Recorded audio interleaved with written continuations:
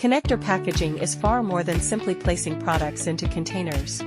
For precision connectors, packaging solutions must be designed according to product structure, dimensions, terminal configuration, and assembly requirements to ensure product integrity throughout transportation and automated manufacturing processes. Common connector packaging methods include tape and reel, embossed trays, and bags, each designed for different application requirements. Tape and reel packaging supports high-speed SMT assembly, while embossed trays provide enhanced protection for larger or precision components, helping prevent deformation and damage during handling and transportation. Packaging materials themselves must also meet strict dimensional and quality requirements.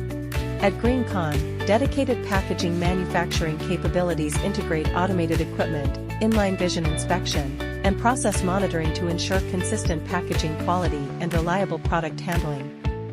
To minimize the impact of dust, static electricity, and environmental factors, standardized processes, ESD control, and environmental management are implemented throughout the packaging production process.